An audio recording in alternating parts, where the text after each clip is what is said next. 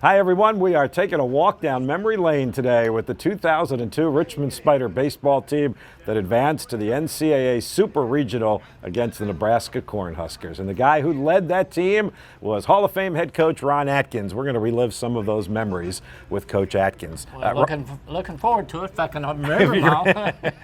Ronnie, before we get to the good stuff at the end of the season, what do you remember about the beginning of the season that maybe gave you some kind of indication that this team could be something special?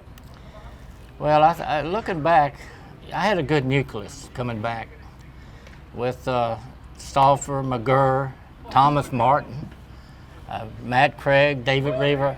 Those guys, they were really impressive ball players. As freshmen, I think they were sophomores or so when all this took place. But you start a season, you really optimistic about what you can do, but you never know. You never know. You have a pitcher go down or a player that you're counting on to go down. It could change your whole season. We were very fortunate. Not a lot of injuries. People performed, and when they perform, good things happen. That team started 10-0, then went 22-2 in the Atlantic 10. And dominated first year in the A-10. Then you still had to play George Washington in that best-of-3 series right here at Pitt Field with those huge crowds, and they wound up beating us, though, didn't they? Yes, they did. That was quite a series, if you remember correctly, and it was very disappointing in losing that series. But looking back, it probably helped us. Getting the at-large bid, and they were a good ball club back then too. I remember the Bassett kid. He single-handedly beat us, I think, in a couple of those games. You get to Winston-Salem, to Wake Forest. You're the number 2 seed. Wake is the number 1. You roll through Navy in the first game, and then the second game was a crossroads game, wasn't it? That Wake Forest game that gave you a 2-0 advantage in that series. That was big, knowing that they had to come back and beat us 2 in a row. And being optimistic, I felt like they couldn't do it 2 times in a row. And it worked out, it didn't.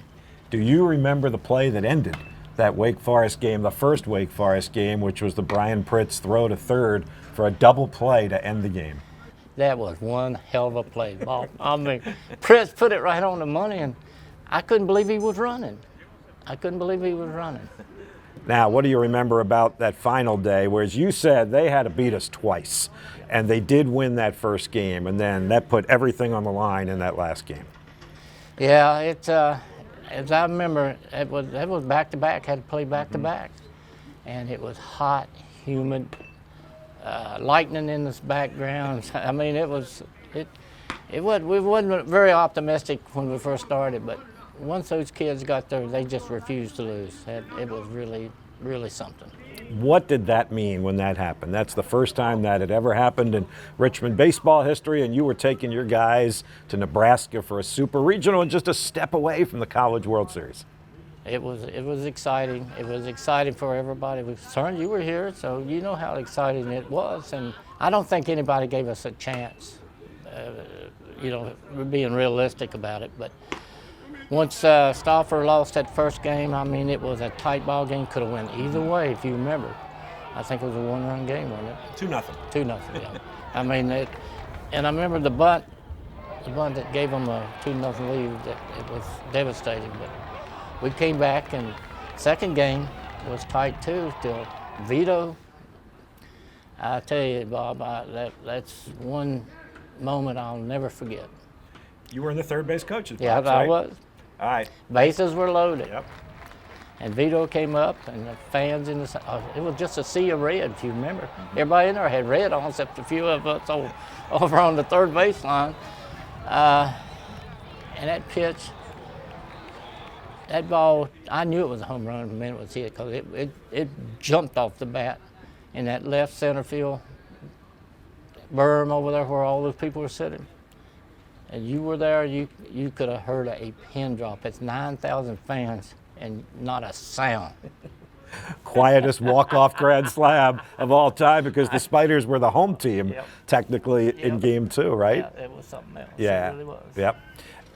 So that got you to Game 3, and that game, Ronnie was tied after 7 innings. You had tied it up on a 2-run homer, and you were 6 outs away from the College World Series. Bob, you don't know how many times I think about that. Because, you know, I knew, and I think like most coaches know, unless you're one of the big team, Florida States or the ones that are there every year, you probably only get one chance. And I knew that. And being a small Division I school, it was just, you had to make your breaks, and you had to take them when you had them. And just unfortunately, it didn't work out for us. That having been said, that's a record-setting year. Spider baseball has never been that far, has never won that many games. 20 years later, how do you kind of frame that team and remember that group of guys and everything you all went through? Well, they were special, as you can see, and a lot of good ball players went on, played some postseason baseball. Some of them were drafted, and some went on and played minor league baseball. And it was just a special team, and the coaching staff, and it just blended together. It was a dream season, really. Can you believe it's been 20 years?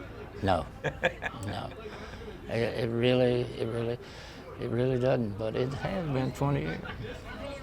Let's enjoy the reunion. Coach Atkins, thanks. I'm going to do it. I'm going to try it.